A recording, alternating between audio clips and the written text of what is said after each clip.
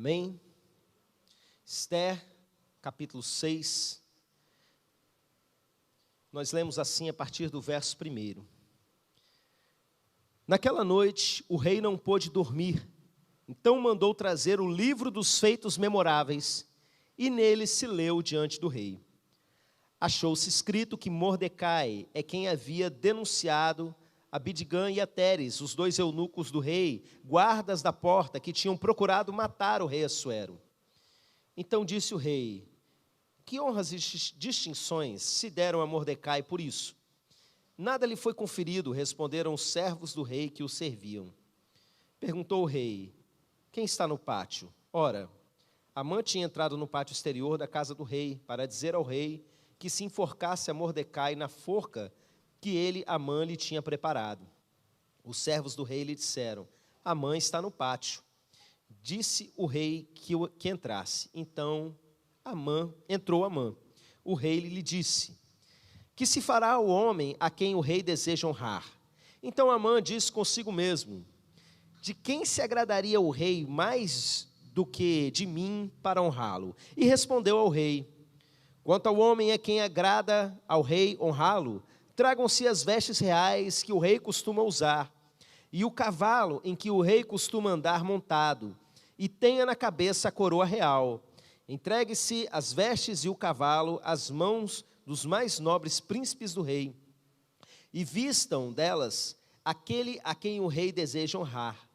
Levem-no a cavalo pela praça da cidade, e diante dele apregoem. Assim se faz ao homem a quem o rei deseja honrar. Então disse o rei a Amã: apressa-te, toma as vestes e o cavalo, como disseste, e faze assim para com o judeu Mordecai, que está sentado à porta do rei, e não omitas coisa alguma de tudo quanto disseste. Amã tomou as vestes e o cavalo, vestiu a Mordecai e o levou a cavalo pela praça da cidade e apregoou diante dele. Assim se faz ao homem a quem o rei deseja honrar. Amém, meus irmãos? Vamos orar mais uma vez? Ora pela minha vida, eu vou orar pela de vocês, depois vocês oram pela vida de vocês também, e pelas pessoas que estão nos acompanhando à distância.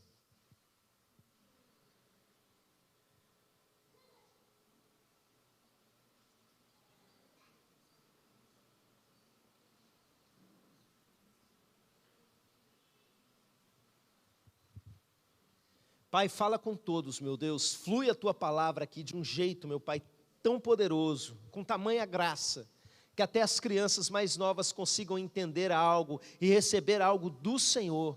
Ministra todos os corações, meu Pai. Flui tudo aquilo que vem do Teu trono, meu Deus, tudo aquilo que o Senhor quer falar conosco, que seja compreendido por cada um de nós, meu Pai. Tem misericórdia da minha vida, para que eu não me perca diante das coisas que precisam ser ditas. Não esqueça de nada, meu Pai. Pelo contrário, que o Senhor venha falar através de mim em todo o tempo.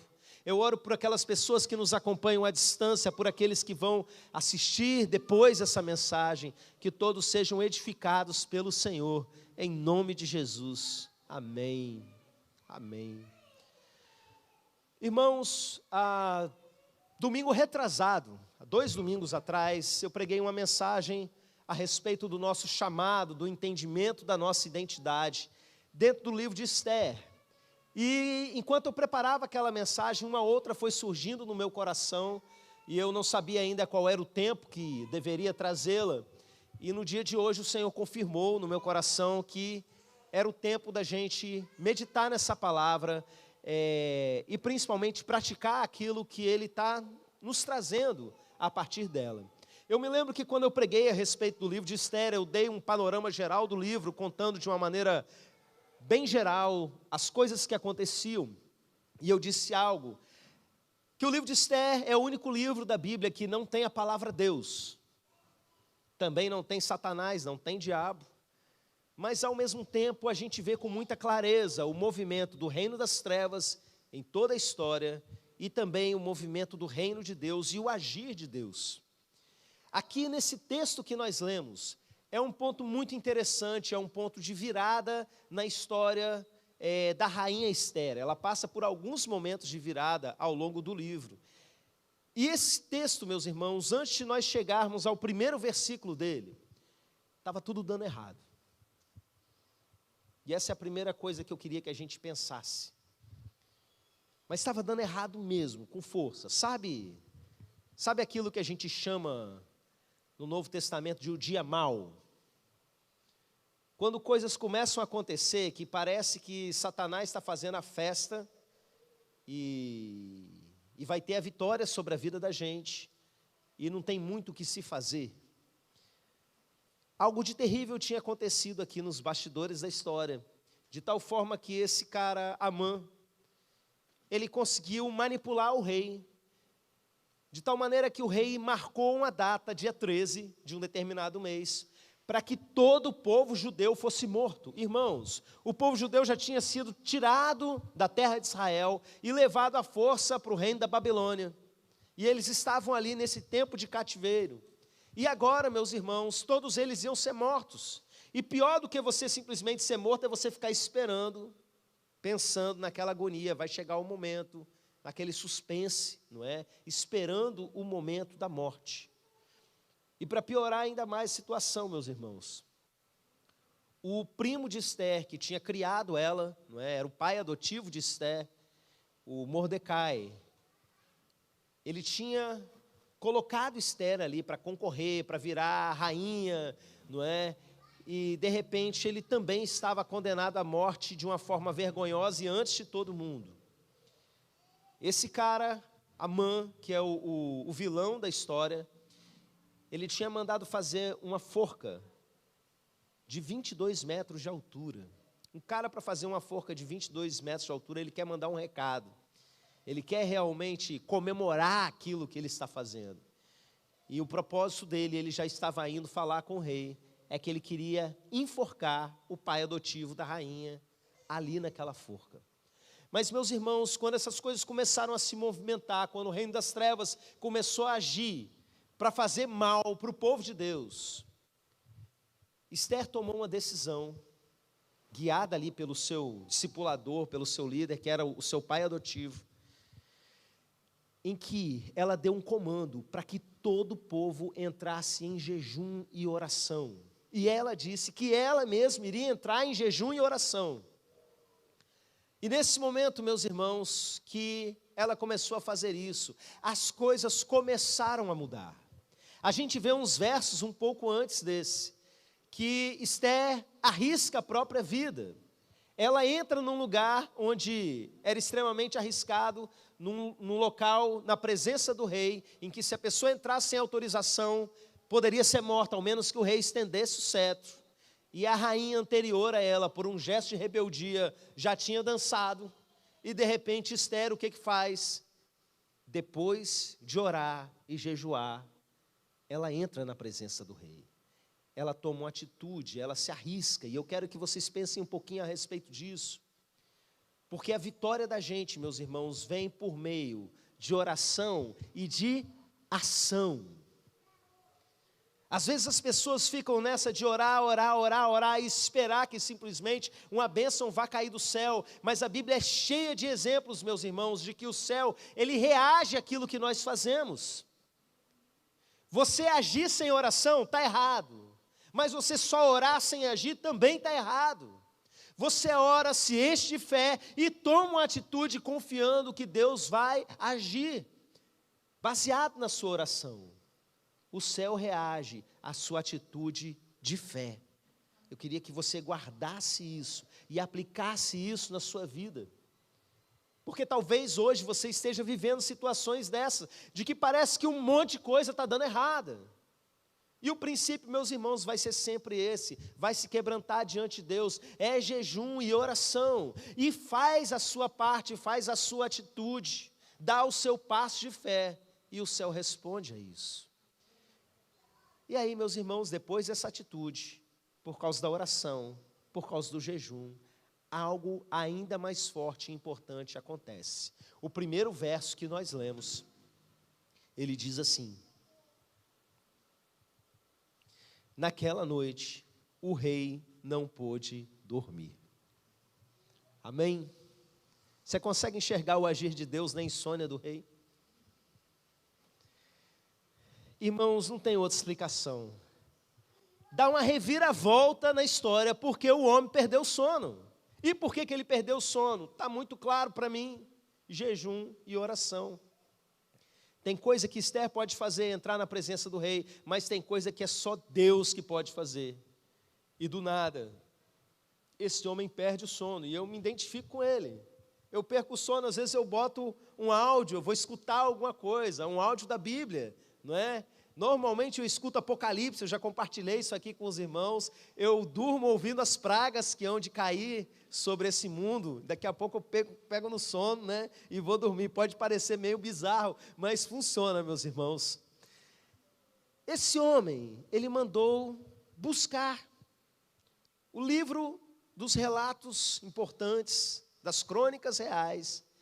E ali é trazido à tona uma história lá de trás. Irmãos, é muito de Deus, é muito resposta de oração, porque a história é o livro que eles pegam para ler para o rei, e a história que eles vão ler durante a insônia é justamente do dia que Mordecai, o pai adotivo de Esther, tinha salvado a vida do rei, tinha descoberto uma conspiração para matar a vida do rei, e ele tinha intervido, trazido aquilo à tona, e tinha salvo a vida do rei. E o rei faz a seguinte pergunta: o que foi feito com esse homem? Foi feito nada, não. E aqui nesse ponto, meus irmãos, nós chegamos ao início da nossa mensagem. Até agora a gente estava aprendendo bastante, né? A respeito da fé, a respeito do agir de Deus, mas essa mensagem, na verdade, é sobre gratidão. A Bíblia ensina muito para a gente a respeito de gratidão. Fala para a gente ser agradecido uns aos outros e fala principalmente para a gente ser agradecido a Deus. E esse é um texto, meus irmãos, que nos ensina bastante a respeito de gratidão. Ele não é um texto normativo, ele não é um texto que vai chegar e vai dizer para a gente um passo a passo de como ser agradecido, mas ele é uma ilustração de como é o sentimento de gratidão, o que deve ser feito com relação à gratidão. E a primeira coisa é, a gente se lembra e a gente se pergunta, o que foi feito? Irmãos, o sentimento de gratidão que precisa existir em cada um de nós, ele brota da nossa noção de justiça. Eu já preguei muitas vezes a respeito de gratidão. A gente que é pastor prega de tudo quanto é tema, né? Aí é festa de formatura, chama o pastor para pregar. É culto de aniversário, chama o pastor para pregar. É um culto de gratidão do não sei o que, chama o pastor para pregar. Esse mês, inclusive, eu vou pregar em um lá na Suíça, à distância, né? Eu e o pastor Osias, um culto bilíngue ou trilíngue, não sei como é que vai ser, que é um culto de gratidão que nós vamos pregar. E eu aprendi muito a respeito de gratidão por isso. Que a gratidão é uma coisa que é importante para a gente, não é porque Deus precisa ouvir muito obrigado, sabe? Tem gente que é extremamente insegura e tem raiva quando não agradecem, ajudei essa pessoa, nem falou um obrigado, que não sei o quê. Deus não é assim. Quando Ele fala que Ele quer que a gente seja agradecido, é por nossa causa mesmo. É porque a gratidão trata a alma da gente. Gratidão faz com que a gente tire o holofote do problema e coloque o holofote na graça de Deus. Que a gente comece a olhar para as coisas boas que estão acontecendo. Mas eu sei, meus irmãos, que mesmo sabendo de todas essas coisas, quem caminha com a gente aqui há muito tempo já me ouviu ensinar muito a respeito disso. Às vezes é difícil. Eu quero que você preste atenção nessa indignação que o rei Assuero teve. Justiça. Gratidão é uma questão de justiça que a gente precisa ter. Vocês já ouviram falar de pessoas que fizeram grandes coisas e morreram no esquecimento, e morreram na pobreza, e morreram injustiçados? Isso não dói lá na alma da gente? Eu me lembro de várias pessoas que assim, aquilo que eles criaram trouxe benefícios para a humanidade, trouxe às vezes entretenimento para a humanidade, mas estão lá esquecidos. Um cara chamado Alan Turing, por exemplo, que foi um grande matemático da primeira metade do século, que a Segunda Guerra Mundial, muitos atribuem a vitória da Segunda Guerra Mundial ao trabalho que Alan Turing fez como matemático. É o pai da computação. Os computadores passaram a existir por causa das descobertas desse cara. Ele decifrou códigos dos nazistas e salvou milhões e milhões de vidas com um quadro e um giz, rabiscando conta matemática. E aí um dia ele foi condenado na justiça por ser gay e forçado a tomar um monte de hormônio e coisa desse tipo. E depois de sair dessa situação deformado e doente, tirou a própria vida. Quem aqui já se divertiu com o Homem-Aranha, brincando, vendo desenho, né, crianças? Filmes do Homem-Aranha. Se eu perguntar para a igreja quem é Stan Lee, todo mundo lembra de Stan Lee. Mas se eu perguntar quem foi Steve Ditko, ninguém sabe quem foi Steve Ditko. Steve Ditko criou o Homem-Aranha junto com Stan Lee. Stan Lee aparece em todos os filmes da Marvel. Morreu recentemente, acho que no ano passado, né? Aparecia em todos os filmes. Ele criou junto com esse cara, Steve Ditko. O primeiro desenhista foi lá e, desenha aí o Homem-Aranha. Aí o cara desenhou um Capitão América com escudo no formato de teia, grandão, fortão. Não quero não. Aí veio o desenho do Steve Ditko. Um menino magrelinho, né? Com a cara coberta, totalmente diferente de tudo quanto é super-herói. É isso aí. Sucesso mundial completo. Cadê Steve Ditko? Morreu esquecido. Não criou só o Homem-Aranha, não. Criou um monte de personagem, tanto da Marvel quanto da DC. Esquecido. Velho, sozinho, abandonado num apartamento. As pessoas não sabem. Eu poderia citar aqui muitos exemplos até mais relevantes, mas você já entendeu, né? Entendeu o cerne da questão. É injusto, meus irmãos. Às vezes a gente recebe benefícios de alguém, é ajudado por uma pessoa e pensa, o que eu fiz por essa pessoa? Será que alguém fez alguma coisa por essa pessoa? Essa pessoa ajudou tanto, tanto, tanto, e hoje está onde? Eu me lembro quando eu trabalhava na Ordem dos Pastores Batistas, e eu ouvia histórias terríveis, sabe, de homens de Deus que tinham dedicado a sua vida inteira no serviço à igreja, servindo aos irmãos, ajudando todo mundo, e no final da vida, nem uma aposentadoria tinha, porque ninguém atinou para isso. Largado, em abrigos, sabe, desprezados. Quem é que se lembra para reparar a injustiça? O rei olhou para trás e fez a pergunta que a gente precisa fazer: e o que foi feito com esse que fez isso por mim?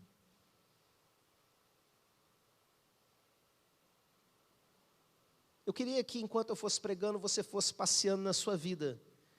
Se hoje você, perdesse o sono e trouxessem a história dos livramentos da sua vida, das pessoas que passaram pela sua vida e fizeram grandes coisas por você, e talvez você chegou onde chegou por causa dessas pessoas. O que foi feito? E deixa bater esse sentimento mesmo, sabe? Será que essa pessoa foi honrada como deveria? E aí a gente aprende a outra coisa. O rei, ele fica naquela pergunta, o que eu vou fazer por essa pessoa? E manda chamar quem está no pátio. Quem está no pátio? Amã, que está lá preparando a forca de 22 metros e está vindo falar com o rei, esperando uma chance para poder falar. E chama justamente esse cara. Abre parênteses. Olha como é que Deus faz as coisas quando o povo começa a jejuar e orar. O inimigo arma uma arapuca, e quem cai na arapuca é o inimigo. Quem foi enforcado na forca de 22 metros, daqui a pouco, lá na frente no capítulo, não é o assunto da mensagem, mas você continua lendo, você vai ver, é o próprio enforcador. E isso, meus irmãos, é mato na vida do crente. Isso aí acontece demais. Satanás faz as coisas para poder dar tudo errado, e no fim das contas dá tudo errado para ele. Ele usa o povo dele para poder fazer algo de ruim para a gente. E, na verdade, Deus usa até as ações deles para nos beneficiar. Eu me lembro sempre de uma história que eu ouvi como ilustração de mensagem, mas Minha esposa conheceu um irmão que disse que aconteceu isso mesmo lá na cidade dele, né? Falou lá, era uma senhora da igreja dele, vai saber, porque tem a maior cara de ilustração, não é? Uma senhora passando muita dificuldade, e tinha um empresário que se dizia satanista na cidade dela. E um dia ele ficou sabendo que essa senhorinha crente estava passando por muita dificuldade, e mandou os empregados dele fazerem aquela compra volumosa, aquele monte de coisa, sabe? E bater na porta dessa senhora. E quando estivesse terminando de descarregar, era para virar e falar assim: foi o Satanás que mandou entregar, só para provocar a velhinha crente. E assim eles fizeram aquela super compra, com tudo do bom e do melhor, um monte de carne, um monte de coisa, e chegaram e foram botando aquilo na porta da mulher, e enquanto iam terminando de descarregar, aqui, só para contar para a senhora, tá? Quem mandou entregar isso aqui foi o Satanás. Aí ela, amém, pode terminar de botar ali. Ah, mas como assim a senhora não vai fazer nada? Meu filho, quando Deus manda, até o diabo obedece. E é desse jeito a vida da gente, meus irmãos. Eu me lembro de uma história de um pastor que estava no campo missionário, passando dificuldade, fez uma oração a Deus, porque não tinha mais o que servir para a própria família. Veio um pessoal e botou um trabalho de feitiçaria com farofa e frango na porta dele. Aí ele tinha acabado de orar. Aí ele foi lá, pegou aquilo, viu tudo limpinho, glória a Deus, obrigado, Senhor, por ter respondido a oração. Abençoou aquilo e a Bíblia diz com ação de graças. Essas coisas não podem fazer mal para a gente. Botou na mesa, os filhos nem ficaram sabendo e comeram, frango assado, Porque a bênção vem de Deus, e Satanás armas dele, sabe? Mas o povo que está ali realmente vivendo pela fé, é isso que acontece, meus irmãos. Fecha parênteses a questão da forca de Amã, né? O rei, quem é que está aí no pátio? É Amã, chama Amã.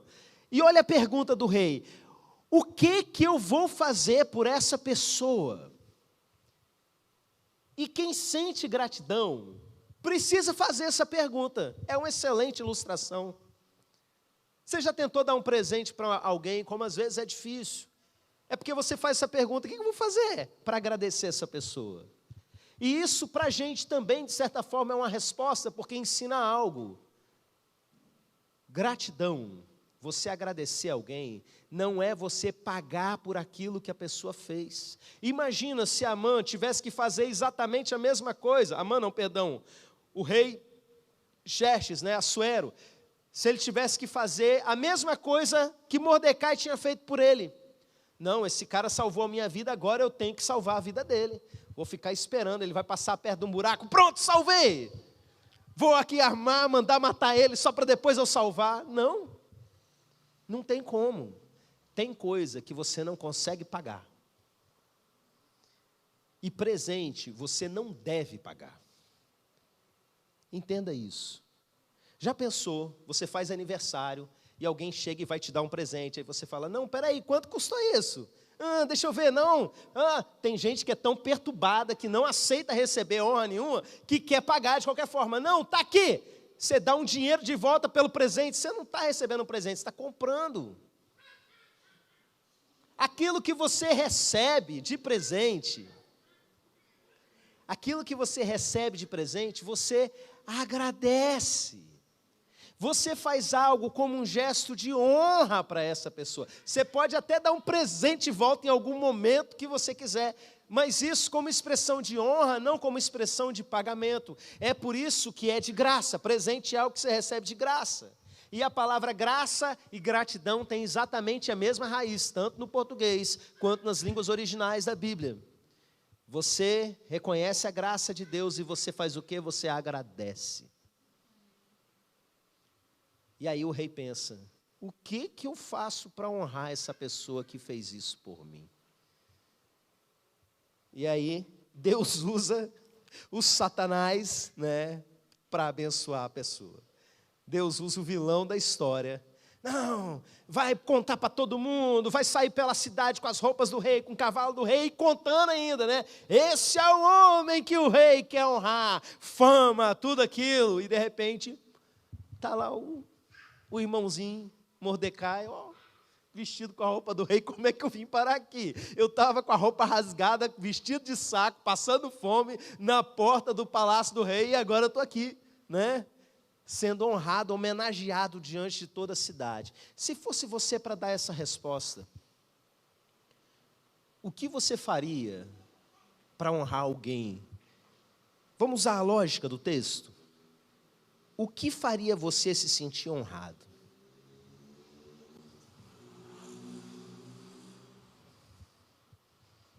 Cada um tem a sua linguagem de amor. Cada um tem os seus anseios no coração. Tem aquilo que realmente isso me deixaria feliz.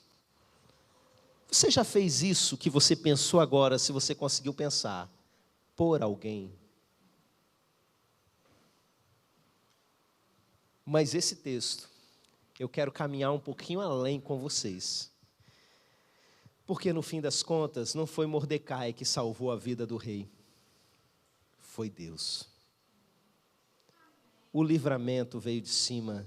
Assim como não foi Esther e nem foi o rei que salvou a vida do povo. Foi quem? Foi Deus. Nós aprendemos disso na mensagem do domingo retrasado, quando Mordecai fala para Esther: se você não fizer, Deus vai arrumar um jeito de salvar o povo, mas você vai morrer. Ou seja, no fim das contas, o povo seria salvo. Por quê? Porque é sempre Deus. Eu quero que você pense em cada livramento, cada momento que você teria morrido e não morreu. Alguns estão tendo livramento desde a barriga da sua mãe. O parto já foi difícil, a infância passou por grandes enfermidades, grandes lutas, viveu por coisas, às vezes até desviado da presença de Deus. Deus estava ali guardando, usando um servo de Deus, usando um servo do diabo, sem ele saber muitas vezes, movendo o mundo para guardar, para cuidar de você, para trazer você de volta para o caminho. Sempre foi Deus. E se, meus irmãos, é difícil você dar presente para uma pessoa, às vezes é difícil para dar presente para a esposa, para o filho, para alguém que a gente já tem uma intimidade, já sabe o que gosta, já sabe como é que funciona. Como é que a gente vai honrar a Deus? Como é que a gente vai responder, vai agradecer a Ele por tudo que Ele tem feito, meus irmãos? Eu sei, isso parece óbvio, isso parece uma coisa que a gente fala quase todo culto. Aliás, nesse culto eu falei isso, né? Vamos agradecer ao Senhor. A gente começou o culto falando isso. Lembre de algo que o Senhor fez pela sua vida. Comece a agradecer, mas, meus irmãos, precisa brotar esse sentimento de indignação. Eu não fiz nada. Ele fez uma grande coisa por mim e eu mal agradeço. E apresento para Ele ainda essa adoração fria. Precisa do dirigente do culto mandar eu adorar, e ainda assim eu tenho dificuldade, eu ainda fico pensando em outras coisas. Que surja em você nesse momento um senso de justiça. Porque você foi feita a imagem e semelhança dele, essa semente está dentro de você, estava até dentro do Assuero. Senso de justiça. O seu Deus te amou primeiro. O seu Deus luta por você desde antes da fundação do mundo. Já te elegeu nele antes de todas as coisas. O seu Deus te ama com um amor que a sua capacidade mental nem é capaz de alcançar. E fez e faz coisas grandiosas por você, minimamente. Às vezes a gente para e começa a observar, não é? E chega a falar assim: nossa, eu acho que Deus me mima, porque não é possível um negócio tão pequeno, tão sem importância, mas que me fez tão bem, que me trouxe tão alegria, tanta alegria, não é? Deus não mima ninguém, porque Ele não é desse tipo de pai, mas Ele dá agrados. É expressão, né? Quando a gente fala assim, Deus me mima. Às vezes Ele faz uns mimos na vida da gente, que a gente fica assim, quê? Constrangido. E é difícil, meus irmãos, para quem realmente quer honrar, sabe? Como é que eu vou fazer? Eu vou botar o Deus num cavalo vestido com as roupas reais, com a coroa, já tem tudo. O mais que eu posso fazer é tirar a minha coroa, que eu nem ganhei ainda, né? E colocar diante dele. Há uns dias para trás, a igreja fez aí uma grande homenagem para mim, não é? Eu agradeci nas redes sociais, gravei vídeo mandando, mas eu sempre fico naquela sensação, gente, eu não sei nem quem são os irmãos. Eu sei um ou outro assim muito por alto. Mas fez tão bem para a gente, como é que eu agradeço esses irmãos? E no fim das contas eu sei que por trás deles, na verdade por cima deles, está Deus movendo, colocando amor, fazendo com que eles façam isso. Para aqueles que não sabem, eu saí de férias, né? E aí no domingo eu falei assim, gente, quem conhecer, deixa eu dar uma cantada aqui. Eu falei desse jeito, mas a cantada que eu estava dando não era isso, né? Quando eu falei, eu vou dar uma cantada aqui, quem conhece um lugar barato e tal, de repente numa roça para a gente poder ficar, eu realmente queria uma indicação, né, de um lugar acessível que eu conseguisse ir, ou alguém que falasse, eu tenho um sítio aqui, vem para cá, pastor, qualquer coisa desse tipo. Irmãos, os irmãos começaram a juntar com um, com outro, e pagaram um fim de semana numa pousada, para mim e minha família toda, incluindo meu pai, para a gente passar lá para descansar, né? E eu sei que foi uma expressão assim de gratidão da parte dos irmãos. Eles viram tanto que a gente estava trabalhando aí nesses dias e tudo. E foi uma expressão de gratidão. E a gente fica naquela, né? Agora eu tenho que ser grato com eles também. E dá essa sensação. E no fim das contas, foi tudo Deus. Tudo foi um mover de Deus. E como é que a gente vai agradecer? Eu queria que a gente lesse 3 textos da Bíblia. Primeiro, Salmo 116, são 3 textos que vão tratar mais ou menos coisas parecidas. Eu não vou me demorar explicando todos os textos, eu só queria que vocês lessem e mastigassem um pouquinho isso. Lessem com muita atenção, Salmo 116, 12 e 13.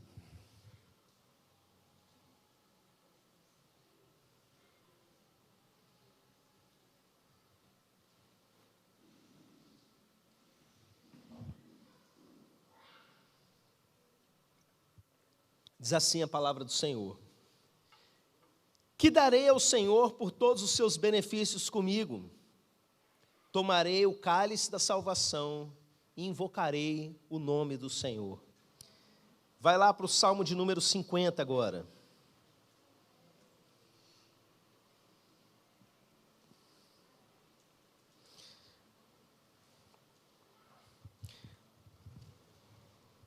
Salmo 50, a partir do verso de número 8.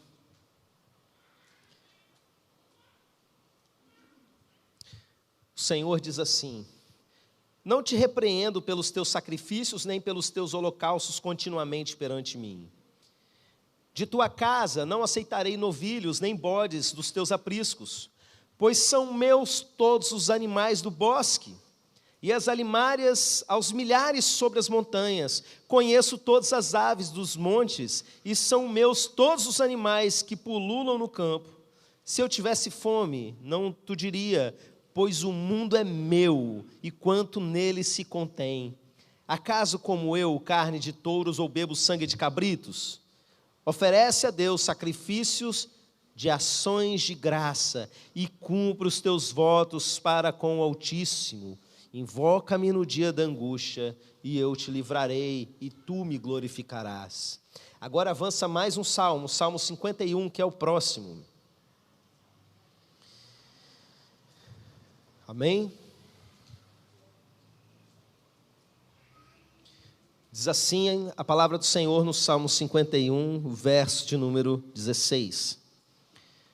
Pois não te comprases em sacrifícios, do contrário eu os daria, e não te agradas de holocaustos.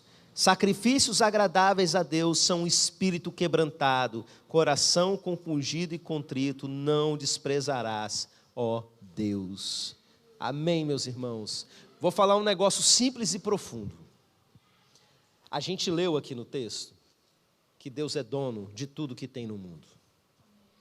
Que aqueles sacrifícios dos cultos do Antigo Testamento, eu vou oferecer um touro, eu vou oferecer um cabrito, aquilo para Deus não representa muita coisa, aquilo é uma representação para o povo, mas é tipo assim, se eu quiser qualquer um desses animais que estão pulando aí no campo, o mundo inteiro é meu.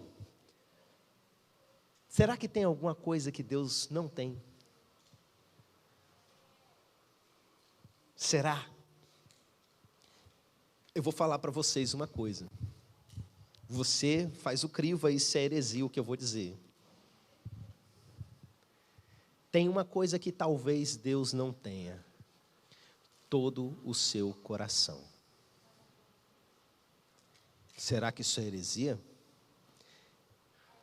Você não pode dar presente nenhum para Ele, porque Ele é dono de qualquer coisa material que exista, mas na sua soberania, Ele escolheu te dar uma liberdade, e nessa liberdade é você que entrega o seu coração para Ele. Ele já tem, Ele não precisa de holocaustos, dessas coisas. O que Ele pede? Um coração quebrantado não desprezarás, ó Deus. O que Ele não tem ainda é o seu coração completamente quebrantado, entregue diante dEle. É a única coisa que Ele não tem, porque Ele escolheu não ter, para que você entregue para Ele.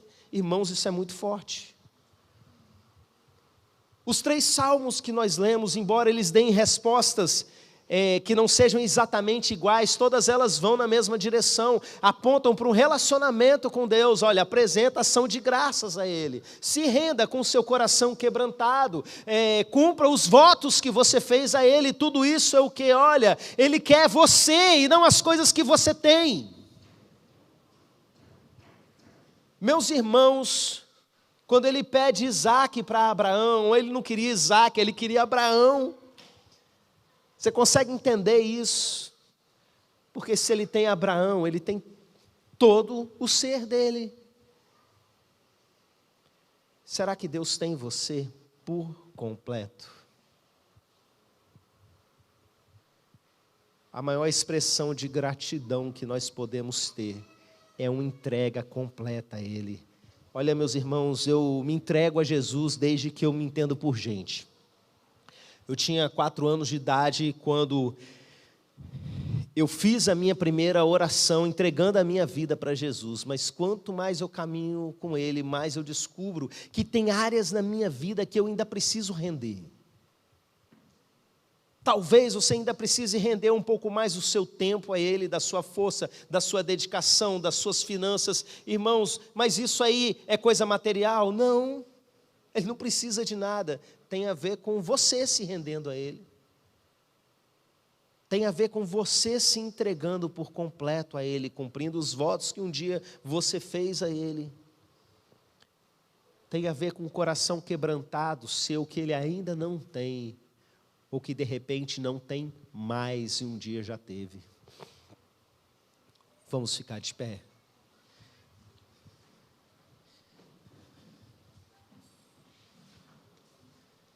Eu queria que você passasse um filme da sua vida na sua cabeça.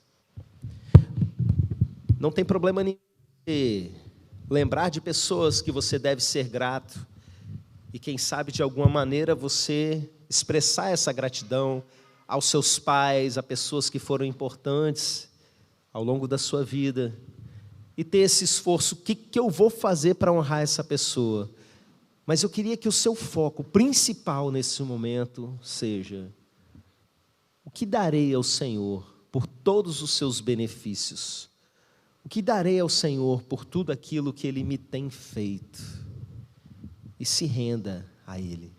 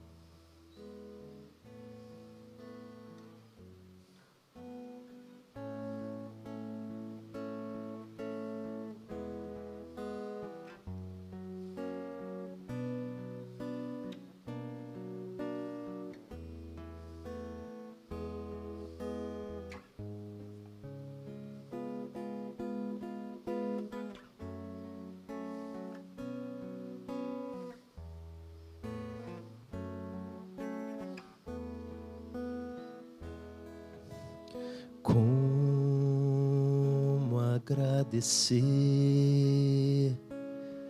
a Jesus o que fez por mim. Bênçãos sem medidas, vem provar o seu amor.